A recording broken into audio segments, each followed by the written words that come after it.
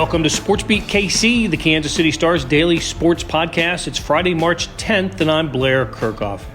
On today's show, in the middle of basketball tournament season, we talk Ted Lasso with its star, Jason Sudeikis.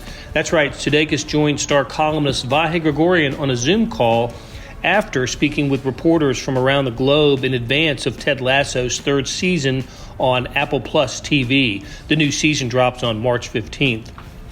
Before that conversation, Vahe, Sam McDowell, and I discussed the show that has produced 7 Emmys, including Best Comedy for each of its first 2 seasons. We're big fans of the show, some more than others, as you'll hear, and I love how Ted Lasso uses sports, soccer, to tell stories of, well, kindness and humanity.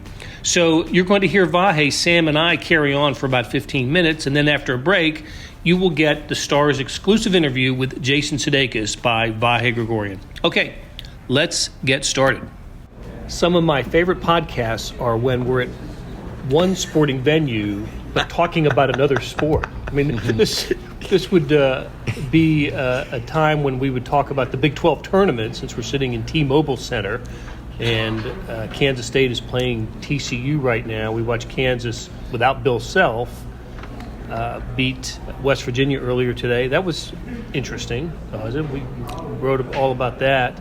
But we're not here to talk about the Big 12 tournament or Bill Self. We'll get to that in due time. We're here to talk about Ted Lasso and soccer, and we're doing that on the occasion of the season premiere, which is March 15th. March 15th, yeah. On Apple TV. Yep. Third season of Ted Lasso. And Vahe, you were on a conference call with the cast of Ted Lasso, and you got a little extra time with Jason Sudeikis, the star, one of our own. We could say he was born in Virginia, but he moved to Overland Park at a young age, so he is absolutely one of our own. Shawnee Mission West grad. So, first of all, of all the Zoom calls you've been on in your life, how interesting was it to talk to a cast of a show? It was really great, and the way that worked was it was a Zoom call it was 6 of them, and questions had to be pre-submitted. I didn't get a question into that group, but questions did come from Australia, and India, and Italy, and Japan, and I just was kind of dazzled by that. Like I get that it's a worldwide thing, but I did have, in the follow-up call with Jason Sudeikis, that was the first point I made, and he said he seemed as jarred or taken with that as I was. It was like he said it's something else, and that got us speaking a little bit about his sense of the impact of the program. But the cast thing, back to your actual question, it was cool to see the dynamics of them off screen, right? It was and you got the feeling that it was easy among them, that the chemistry that's derived from working together that way is something that translates in how they are with each other. So really interesting to see that, and pretty dynamic group, as you might guess. We're going to play the part of the Zoom call where it was just you and Jason Sudeikis at the end of the show. I'm really looking forward to that. But I think the 3 of us are Ted Lasso fans. Anymore with the way television works and streaming works, you see a season of shows, and you might see it in a week or less than a week because you binge watch it, and then it's another year before, or maybe sometimes even longer, before the next season comes out. So I had to do a quick reminder of what season 2 and season 1 were about. Do you guys remember or have a pretty clear mind of what the. Well, even before I researched it for this, the thing that sort of stayed with me, not quite hauntingly, but was the image of Nate doing the full heel turn. Yeah. And the betrayal, and that as sort of the underpinning of what's to come this season. That stuck with me. That was the final scene, wasn't it, of season 2? Yeah, I think that's taking over another team, right? Yeah, the tortured rage on Nate's face, and Nate's Nick Muhammad, who plays Nate, was on this call the other day, and he was asked about how he felt playing this aspect of Nate, and he said he's doing it with great trepidation because I think he really feels sheepish about what a jackass the character is. And he really is, seems to be. Yeah, or at least, entering the season. Right. Right. But one quick back to, I don't know if we've done a podcast on Ted Lasso before. I don't recall that we did or didn't, but what is interesting is it harkens back to the early days of the pandemic, right? And I don't know if you guys were already binge watchers, but that was sort of where, in our house we got into the flow of things, and Ted Lasso was one of those. And there's a curmudgeon among the three of us here who maybe doesn't love it like you and I do, Blair, but I found it quite uplifting all along. But what do you think, Sam? who is, by the way, the harshest critic in the room. It's true. And the biggest soccer aficionado among the three of us as well. So I won't ask him about how the action translates because it doesn't. Yeah. But that's not why you watch the show, for actors playing soccer. I love season 1. My wife loves season 1 and 2. I like season 2 a little bit less than season 1. I'd actually say that too, by the way. I loved season 1. I really liked season 2 more than you, but yeah. But it was, I think you really captured it, Vahe. It was at a moment where you needed something uplifting, and I think we all grasped onto that in season 1. And I mean, look, I'm sure they spent a ton of time with the concept for season 1. These things typically happen with shows, so I'm eager to see what kind of staying power it can have, and I think season 3 will go a long way in determining that. By the way, you made me think of something really interesting that Jason said, and I think it was when I was talking to him. Hopefully it shows up on the podcast part. He said we couldn't quite set out. We just hoped to do something we were proud of. We didn't. You couldn't know how to evoke what it did. And he said maybe Paul McCartney knows how to do that and can do it on purpose, but I can't. And so there's a little bit of, I think he used the term alchemy, or just sort of its own magic that came out of it that I don't want to say wasn't intended, but was beyond their dreams. It was, the beauty of this show, especially the first season,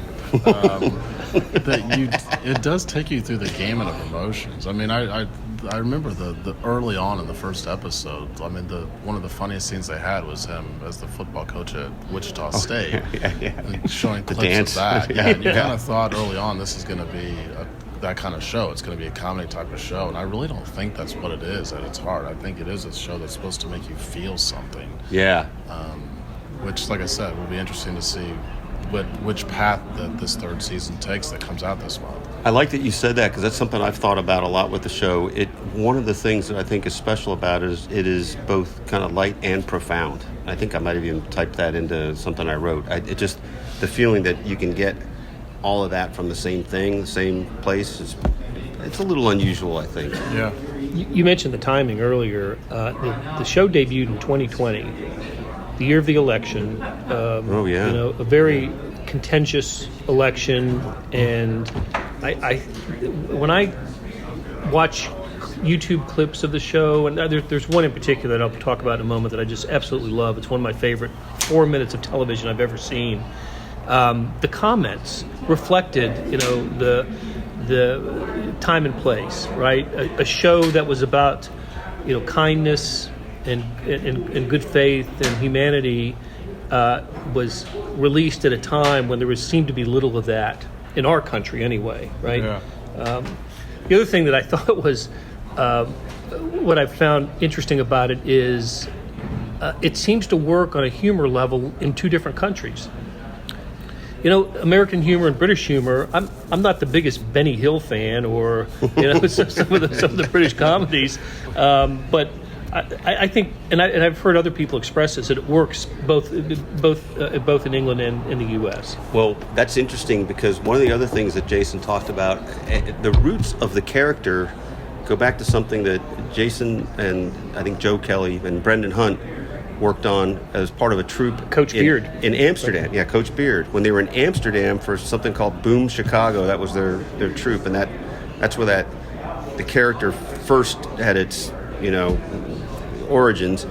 But Jason wasn't talking about it in that context about his time in Amsterdam. He was talking about that time in Amsterdam being the first time he realized that humor could translate internationally, that the same concepts could work in a lot of ways, and that absolutely speaks to your point about realizing that it can. Now, what's funny to think about is how the humor on the other side might just hit in a different way than it might be different things that work better, but it's all from the same pool. One of the other things that I really liked about the show is, unlike other sports shows or movies where the theme is often an underdog that beats the odds to become a champion at the end, which are fun movies. So those are fine. This one's not about a team that had a great season. They ended up getting relegated, I believe, at the end of season 1. That was one. Season 2, though, that was like, I felt like we lost sight of the fact this was a soccer team a little bit, and there wasn't a lot of that into it. But you're right. I mean, you think when you hear that story that it's going to be, this goes to the point of what both of you guys said, you think it's going to be a pretty, when I heard the concept, I thought it was going to be a pretty narrow audience. You're going to have to understand like the EPL, and it's probably going to be for an American audience. Understanding the EPL, it just seemed like a really narrow audience, and like I said earlier, that's kind of the beauty of the show. Is it's not what it's about. It's that's the heart of it, is to try and make you feel something, whether or not you care about how the soccer team does. I think just my natural personality is I do care about how the soccer team does. When they haven't shown the soccer team for 6 episodes, it's like, how's the season going? Yeah, what's going on here? Don't they have a scoreboard? Can we get the ticker on the bottom at least to show some results? That's great. Did you ask Jason about the ticker idea? I didn't think to ask the ticker idea, and I do feel from what I've seen early on, because part of what came with this gig was a chance to see the first 3 episodes. I will say you'll have some feel for how the team's doing within the first couple episodes. Oh wow! So you've seen 3 episodes? Yeah. How about that? And I guess I'll just say the first one, it felt like I was a little concerned. It felt like a little bit of a slow start, but in really, halfway through, I was like in the groove, and certainly the second and third ones, the whole spirit of it feels very much consistent with what it's been, but really no sense of predictability to me about how the arc of it's going to go. They played in Wembley Stadium, I believe, in season 2, right? Did they get to play in Wembley? And lost that one, so they lose all the big games in the first couple of seasons. The other thing, of course, that we were looking for, and one of the reasons I wanted the buzz was incredible when the show premiered, but I also was curious about any signs of Kansas City in the show. Yeah. And we got a little bit of it, right? His shirt, the T-shirt, apparel, the Joe Arthur Gate stack, which is now on sale in the new KCI. I noticed. Oh, is that right? Yes, it is. Yes, it is. There will be. I guess I'm not supposed to say anything specific, but there will continue to be some Kansas City Easter eggs, regional Easter eggs in there. I don't know even the volume. It wasn't too much really in the first couple, but the watchful eye will see it, and I bet there's more ahead. Okay. Are you getting paid to write these teasers? Just ... No, but maybe I need to be. What was I? Oh, this was kind of just funny. Jason Sudeikis' mom, Kathy, is a travel agent, and somehow we got talking about the new KCI, and he said, as long as Kathy Sudeikis is happy with the new KCI, he knows it'll be a good place. So he has not been there yet. And as you reminded us, he has not yet watched the Saturday Night Live episode with host Travis Kelce. Yeah, I didn't know what his conflict could have been. It seems like that would have been a priority for him, but he hasn't seen it yet. He said he can't wait to. He's hung out with Travis Kelce a little bit and has heard he did a great job. But he does plan to see it before he is a guest on the New Heights podcast sometime in the near future with the Kelce brothers. Yeah, unlike your friend Paul Rudd, who was at the Super Bowl. Your friend. New Heights' second friend of the star, second Paul Rudd. best podcast going with Kansas City behind this one right here. Yep. SportsBeat KC, baby. New Heights of SportsBeat KC. That's right. All right. So I mentioned it earlier. Are you familiar with season 1, the final episode? I can't remember if it was the 8th or the 10th, whatever the final one was, the dart scene. Oh, I love that scene. Is that the scene, the 4-minute scene you were alluding to earlier? It was. And just the build-up. I think it's my favorite scene in the show. Mine too, easily. Yeah. In many shows, I just didn't expect it. It ran a gamut of emotions and highs and lows in just a 4-minute stretch. It was brilliant. I just thought it was brilliant writing. Yeah. And the execution was. Yeah, he's great in that scene too. Yeah. Yes. And you remember what he says when he throws the winning dart? He throws the winning dart. Be curious. Well, there's that, but right before he has the bullseye, holds it with his left hand, barbecue sauce. I forgot that. Right. I was all hung up on the be curious, not judgmental part. Which I thought, by the way, was Walt Whitman. I think he credited it to. Exactly. Yes, I didn't realize he credited it to him then, but it was either Walt Whitman or Mark. Maybe it was Walt Whitman. I was thinking it might have been Mark Twain, but Walt Whitman seems more likely. Yeah. So, but it's a great. It's a great concept. Be curious, not judgmental. Barbecue. Of course, Sam's so opinionated, he's got to be judgmental. It's our jobs. That's what that's our job. Every day.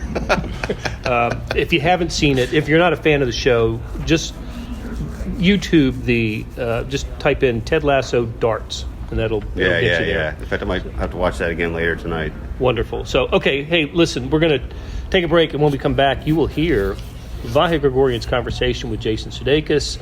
I'm looking forward to listening to it myself. So, Sam McDowell, Vahe Gregorian, thank you guys. Thanks, Blair. Hey, this is Blair. There are several ways to access the Star Sports section. Let me tell you about a couple of them. There is Sports Pass. For $12.99 a month, you get unlimited digital access to all of the Star Sports content, including beat writing, columns, features, pretty much everything we write. The deal renews monthly until you tell us to cancel. For $159.99 a year, you get everything the Star has to offer digitally, including sports and the e-edition. Go to kansascity.com and drop down to the bottom of the page where it says Start a Subscription for more information. Your support has never been more important. As always, thanks for reading and listening. Vahe Gregorian, the Kansas City Star. Good to see you, Jason. Nice to see you. I don't think we've ever met, but I saw you when you came to the Sports Commission's honoring of your dad, and I've met him a time or two. What a delightful guy. Indeed. So that was a fun night. Yeah, it looked like you were getting some good pictures, I remember. Yep. So, hey, well, listen, thanks for making time. I'm sure you're wiped out, but I listened to the first press conference, and I was quite struck by those questions coming from all over the world. And me too, man. I know. Yeah. Something else. And also how our moderator nailed every single one of them. Like, the names of and their outlets. I was just like, this is remarkable. Yeah. That was, and I can't imagine it's old hat to you, but I do wonder if it's you have some cognizance of the worldwide phenomenon this became, and if you have a sense of why. I accept the premise now. Brendan and I did Brene Brown's podcast early in the show's release. She sparked to the show immediately, and that was really flattering to us. And she asked that question. I remember Brendan and I both being like, "No." She's like, "Do you understand the effect?" I was like, "No." And I know we were all quarantining at that time, so I would take out my trash, and a guy would drive by and honk the horn, and go, "Hey, love the show." I was like, "Oh yeah, right." But I'm sort of that way anyway. When I was on SNL, I'd forget that people watched it on TV until we walked around on Sunday and be like, "Great show last night." It's like, "Oh, that's right. We don't just do it for the 300 people in the studio. It's like it's on television." But at this point, yes, I accept the premise that people really, really love this thing. What was the second half of your question, though? Not that whether you're surprised or not, but what does it do for you to know that have that resonance with it? I mean, I know you've got to, the show must go on, right? But it's got to have some deep emotional impact on you, I would think. Oh, for sure, yeah. I mean, on any of us that work on the show, I mean, the ones that are on camera, the ones that get approached the most, obviously. And we've all had people come up to us and say, "Oh my God, this show has saved my life," And, I've said since that started happening that I was like, "Me too." And they usually laugh. And yet I'm not joking, as I know that they're not joking with me. Now, I've had people literally tell me how it saved their lives in a way that in a deeply moving ways, emotional ways of decisions that they wanted to make for their lives, similar to Ted's father, that this kind of talked them out of it because of the kids that they have and the people they'd be leaving behind. And that, like, that can move me to tears if I really sit and think with it. But we don't want to use up too much of your time. I mean, doing that. But then just as far as it giving people optimism or giving people, reframing the way, we hear so much static, like all that has been remarkable.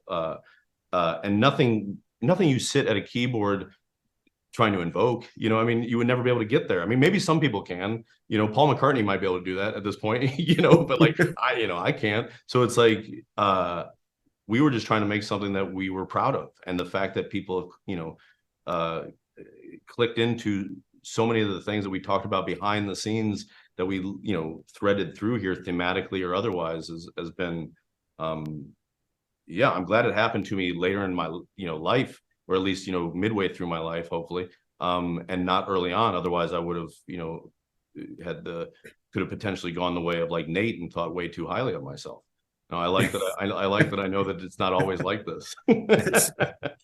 And you made me think of this too. You spoke before about the alchemy. It's part of the magic. Yeah. But how does that go hand in hand with, I don't know if there's an abiding spirit that you've tried to keep to the show, but are those, is that a constant dynamic that you're kind of churning through or working with? I think the biggest thing is I think I said, and I think it might've been the press conference because we did a couple interviews, but I talked about, giving, like the idea of giving a damn every day, because there's no defense in the arts. When you make something, it's like, it's all like, it's your own apathy, your own ego, your own cynicism. And so if you're battling that and defeating it on a day-to-day basis as an individual, then I think you're sort of showing that same, you're walking the walk there, and maybe other people are clicking into it. Because we're not doing like pep talks before every day of shooting. If anything, that's one of the big ways I'm different than Ted is I feel a little bit sheepish to like, corral everybody and give a big, like, all right, here's what we're doing, but the show itself, I think it was more the intention behind it and the really caring about it without being cruel or dismissive towards any of the other departments. I think that could work on a show that isn't necessarily inherently about belief and kindness and forgiveness, without a doubt. Yeah. I think it should. It's a tremendous opportunity to get to play a sport for a living, or get to make television or theater or film, any of these things. I think anyone that does it with a bully mentality is smearing their own on other people, and I'd encourage them to take it elsewhere. Does your own background, both as an athlete and as a sports fan, speak a little bit to why you thought sports would be a good vehicle for what you're trying to do in the show? Yes, 100%. I mean, I think that, I think that's one of the reasons we love the Olympics as human beings, is because we get to learn about these individuals every 4 years, especially in America, the great work that people do, whether ESPN, ABC, whoever owns the rights these days, I don't even know. But like, you get to meet the parents, we get to watch them in the crowd. Remember Ali Reisman's parents doing the moves with her. We get those experiences. Same reason why we love American Idol. We get those packages of what their life was like before they have this 30 seconds that they're going to do something incredible that they've worked and dedicated their entire life for. And we see that week after week after week. Whether it be at Allen Fieldhouse or Arrowhead or Kauffman. It's just like, it's one of those things that the thing I love most about sport, I think, is the metaphor and the way it can create heroes and villains within a moment, within a timeout, within a home run, within an interception, what have you. It's almost too easy to write a show about because there's so much, not easy, but like there's just so much material there and so much opportunity. Yeah. Yeah. I think we're probably getting the lightning round, but I wonder just your thoughts about the World Cup coming to Kansas City. So excited. And are you more excited now after doing the show? I mean, Oh it yeah, more yeah, than yeah. you would have No, been? my love for the game has grown exponentially, and even with my own kids, especially my son. You know, he's the fact that he's not around it every single day like he was when we were in the UK, off and on the past couple of years. He plays every single day. He's watching stuff like, you know. But yeah, I'm really really excited. I just, you know, I love that town, man, and it's been really really amazing to see just, you know, almost every 3 months something, you know, neat is happening there. I can't wait. You know, I don't know where we're at with the NBA team, but you know, I think, you know, there's so many good things going on that I'm not going to worry about the things that aren't going on quite yet. What did it mean to you to see Travis Kelce on SNL? Did he?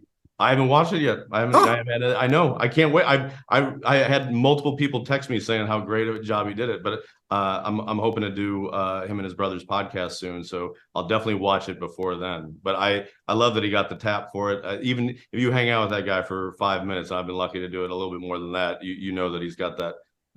You know, he's a character in the best ways, and yeah, I'm glad he got to do it, and I can't wait to watch it. And I guess last thing is it, you know, I know we've thought about a 3-season arc here, but I suppose, I know you based that on Star Wars when you first were talking about it, but I guess we've had prequels and sequels to Star Wars now.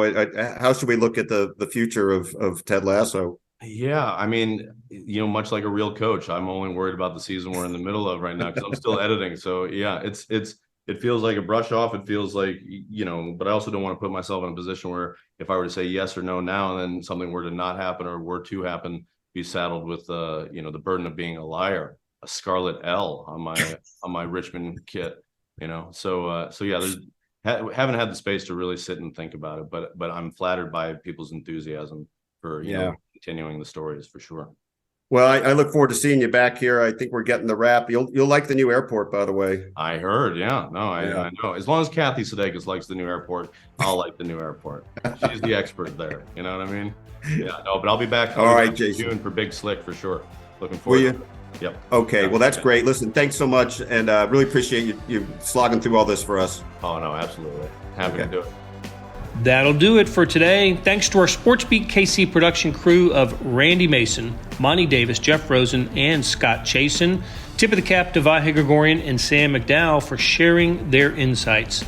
Okay, it's my daily reminder of the Morning Sports Edition, the best digital sports page on the planet. Today, 41 pages loaded with Big 12 tournament coverage, Bill Self's absence from the KU game due to an illness, Chiefs free agency speculation, the Royals, the NBA, the NHL.